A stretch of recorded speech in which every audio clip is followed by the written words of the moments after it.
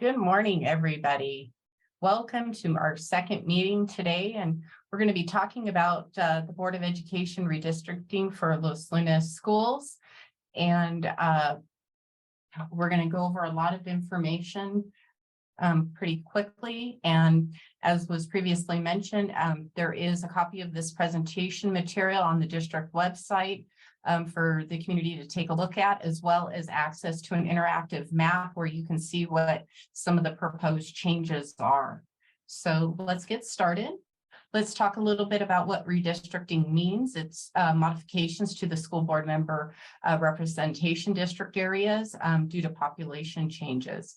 The number of the board member district areas does remain the same, so there still will be 5 board members, but some of those areas of representation may change as part of the process. How often does this occur? A lot of times we get asked. It happens about every 10 years based upon the census, and adjustments can be made sometimes as few as 2 board member areas to all 5. It just depends upon the extent of the population changes. So what are some of those requirements that we need to comply with and adhere to? They must be followed, be completed in the following year of the federal census after it's been completed and given out to the public. So it was done last year. So this year we would have to have this all completed and done by the end of this year and submitted to the Secretary of State before December 31st.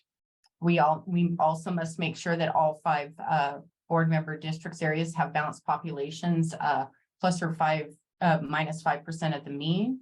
We also need to make sure that they do comply with the Federal Voting Rights Act of 1965 and preserving minority voting rights. The district shall be composed of contiguous areas and they need to be reasonably compact. And one of the intents is to not redraw everything from scratch, but to just make minor modifications. And we need to, be aware of some of the natural and official boundaries that already exist. And again, we don't take into consideration voting addresses of candidates or existing incumbents, except to avoid the pairing of those incumbents unless necessary to conform to other traditional districting requirements. So we also, as I previously mentioned, need to comply with the Federal Voting Rights Act of 1965. And making sure that we don't have any violation of the voting practices and include our minority groups.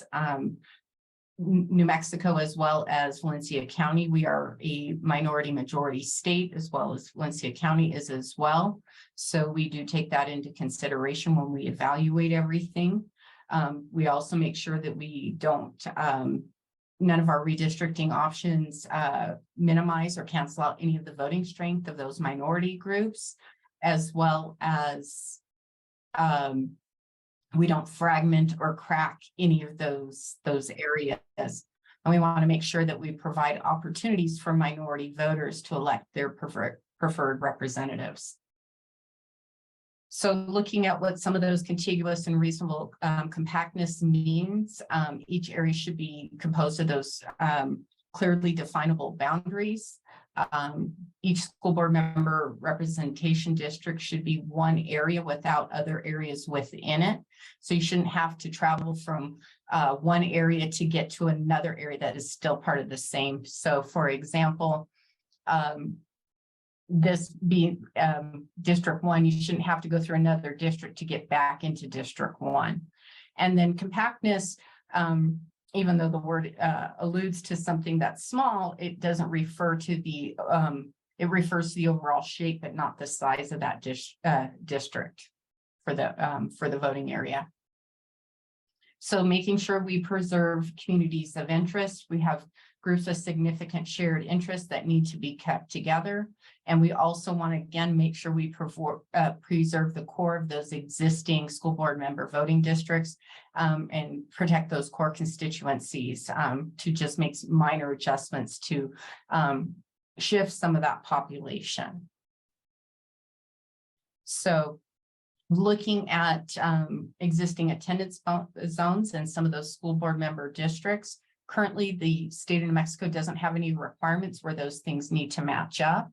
And so one of the things is while school board members are elected to represent their local area communities within their district, one of their primary purposes is also to represent the interests of the entire school district as well. A lot of times parents also have children that while they attend the Los Lunas schools, they may or may not reside within the assigned school board member area within that district. So you might live within the Peralta attendance zone and vote in District 2, but your child may attend a school over at Sundance, which is in District 4. So let's take a look at what some of the changes have occurred between 2010 and 2020 over the past 10 years. There's only been a total population change within the district of 1,689 residents, or just an increase of 3.5%. However, that has made impacts to all 5 of the districts for the school board members across the whole entire community. District 1 has seen an increase of about 0.5%, while districts 2 and 3 did see some reduction in residents, with District 2 being reduced by 4.5%, and District 3 by seeing a reduction of 3.8%. Combined a total loss of about 800 residents. Both the districts 4 and 5 saw the largest increase in population, with districts 4 seeing 1,900 and district 5 seeing 533, and getting that increase of 5.5%. So taking a look at what that means across the board for the school district, we take our 5 school board member districts. We divide that into the 49,835 residents within the school district. Per the 2020 census, we get an ideal population for each of those school board member districts of 9,967. Based on the federal and state law, we're able to go plus or minus 5% of that ideal or the mean. And so we have a target range for each district between 9,469 and 10,465 residents per zone. So currently, this is how the school board member districts are laid out, with District 1 or District 4 here to the west, which has seen the largest growth, and majority of the homes have been built here over the past 10 years. We've got District 1 here to the north, District 5 to the south, and then in the far northeast, District 2 and District 3. Currently, the school district does encompass 669 miles, and we have, community out here very far to the west that's out there off of I-40 that, is also part of the school district. So when we take a look at what needs to be broken down and see where we are population-wise, we start with looking at each of the districts and starting to break that information down. So when we start looking at District 1, we have a total population, again, of that 9,476. We compare that against our ideal. We see we're down 4.9%. We take a look at District 2 at 8,924. We're down 10.5%.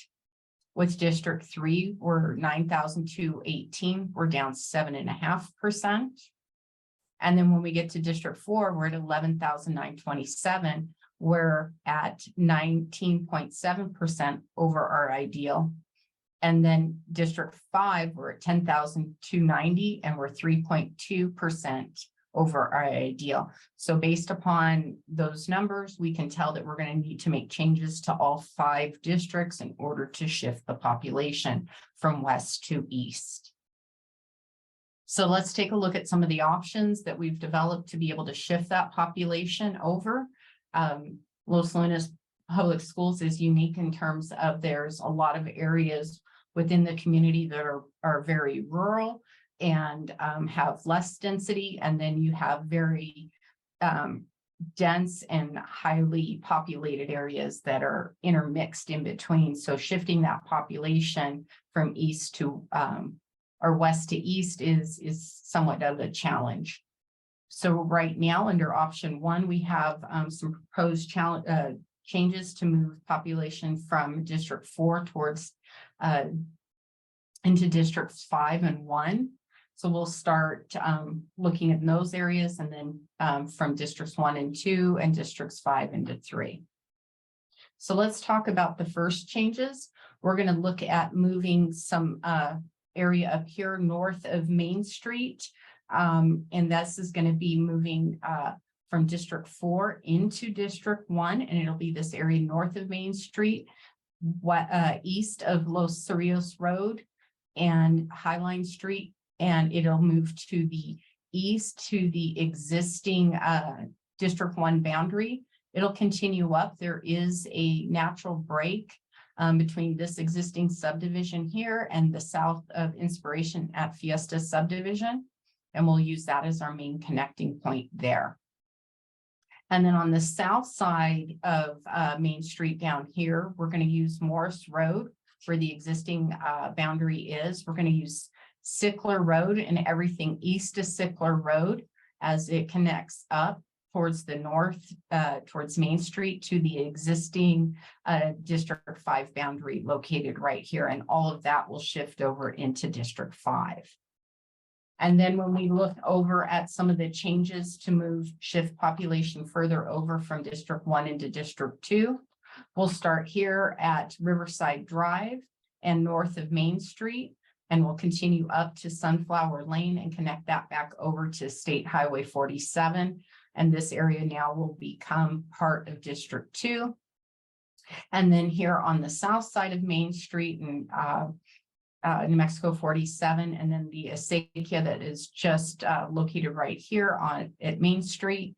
We're going to take this little sliver here all the way down until it connects just south of El Cerro Loop, and this will now become part of District 3. So when we make these shifts, we then are able to take a look at what those changes mean in terms of our numbers and where they fall. So we look at District 1, we've come up with 9,931. We're 0.4% under our ideal of 9,967. With District 2, we're at 9,717 and we're 2.5% under. With District 3, we're at 9,622. We are 3.5% under. With District 4 at 10,355, we are slightly above at 3.9%. And at District 5 at 10,210, we are slightly above at 2.4%. So within this option, all 5 districts are within that mean of plus or minus 5%, and we are in compliance. So let's take a look at option 2. Again, we are still shifting from west to east, and we do have some similar changes here between Districts 4 and 1 and 5, but we do have some changes as they go from Districts 1 into 2 and Districts 5 into 3. So again, these changes here from Districts 4 into 1 north of Main Street here in Los Cerrillos, this is identical as in option 1, as well as Districts 4 into District 5, where north of Morris and east of Sickler Road, that is identical to option 1. And here in looking at District 1 into 2, this is slightly different. Again, we are north of Main Street and west of State Highway 47. We start at Riverside Drive up to Sunflower, and then we'll be east of Guadalupe and south of Chug Hole Lane. This whole area will now become part of District 2. And then on the south side here, where we look at moving some population from District 5 into District 3, we'll again start at south of Main Street at the acequia here, and it'll continue over to State Highway 47 in this sliver here as it continues south, just south of El Cerro Loop right here. That will become part of District 3, as will another section down to the south will also become part of District 3, and that will be the area located east of La Entrada and south of Rio del Oro Loop. And then it'll be the area include west of Manzano Expressway to the south of the existing school district boundary. That will all of this area here will now become part of District 3. So again, as we take a check and cross-check and make sure where we are on our population numbers, we look at District 1 at 9,599. We are below at 3.7%. District 2 at 10,049. We're above 0.8%. District 3 at 10,202. We are slightly above at 2.4%. District 4 at 10,355. We are slightly above at 3.9%. And District 5 at 9,630. We are now below at 3.4%. Again, this entire option with each of these districts does meet the requirements with plus or minus 5% of the mean. And then here with option 3, our final option, this change here to the north of Main Street, District 4 to 1 is going to be the same as the other options. Districts 4 to 5 here is going to be slightly different. We do have some different changes on the east side of town. So districts 4 to 1, this is the same here, north of Main Street. However, here on the south side of Main Street from District 4 to 5, we are going to be using Sickler Road again, everything east of that, but we're going to continue this south to the school district boundary here, and it'll include the area west or east of I-25. There is a break between subdivisions here, and it's going to start from the north side of Las Villas and Rancho Valencia subdivision and cross over until it meets Sickler Road. So it'll include those two subdivisions south in that area and to the east. And then in District 2, where we're going to shift population from 1, again, we'll start at Riverside Drive up to Gabaldon, again to Algodones Road, over back to the Acequia, Sunflower, to the north, Guadalupe Drive, and then Chug Hole Lane. That will be become part of District 2, as well as a small area south of Main Street, again, from the river to New Mexico 47 and the area north of San Valley Road. That area within here will also become part of District 2. And then this area here, south of El Cerro Loop to the existing Acequia to State Highway 47 will become part of District 3. As will this area still south of Rio del Oro Loop and east of La Entrada Road, as it was shown in option 2. This will also become part of District 3. Again, when we look at our numbers, we compare them against that ideal with District 1 at 9,744. The ideal being 9,967. We were below that 2.2% for District 1. In District 2 at 10,182, we are above 2.2%. In District 3 at 10,151, we are above that at 1.8%. And District 4, we're at 9,506. We are below that at 4.6%. And in District 5 at 10,252, we are slightly above at 2.9%. So when we look at the options across the board, we're able to see the changes as they occur for each option. District 1 in option 1 is slightly below by 0.4%. In option 2, it's below 3.7%. And in option 3, it's below 2.2% of the ideal of that, again, that 9,967. In District 2, it's below 2.5%. It's above 0.8% in option 2, and it's above 2.2% in option 3. And in District 3, under option 1, it's below 3.5%. In District 3, under option 2, it's 2.4% above. And in option 3, it's 1.8%. And again, in District 4, under option 1, it's above 3.9. It is the same in option 2 at 3.9. And in option 3, it's 4.6% below. And then in District 5, under option 1, it's above 2.4. In option 2, it's below 3.4, and in option 3, it's 2.9. So all three options are very viable.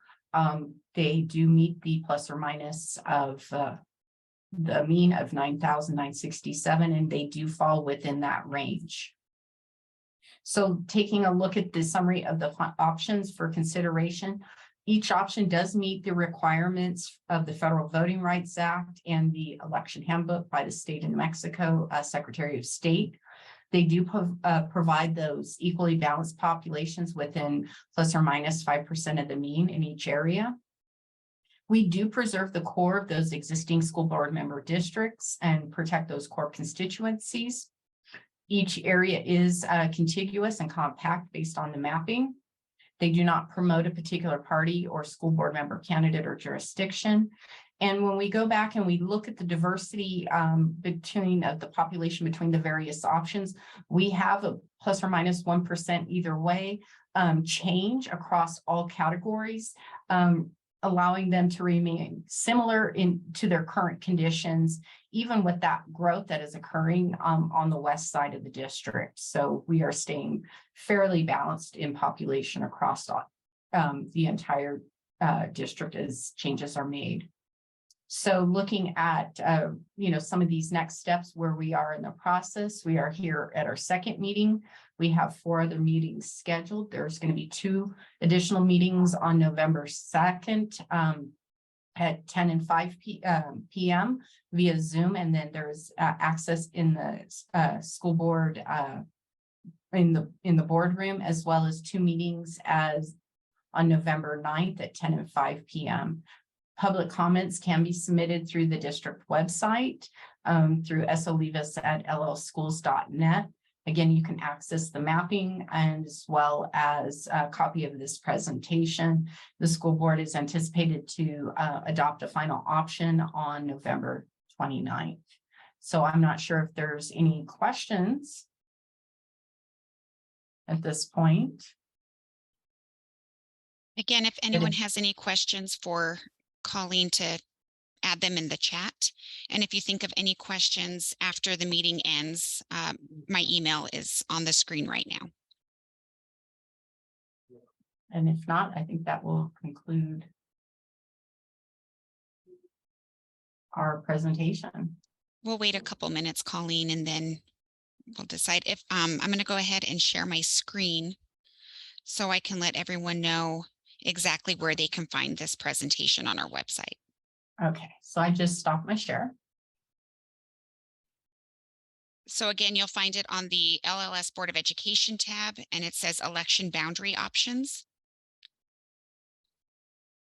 And all the information you need is on this page, including the link for the next Zoom meeting, an interactive map, and the presentation that Colleen just provided.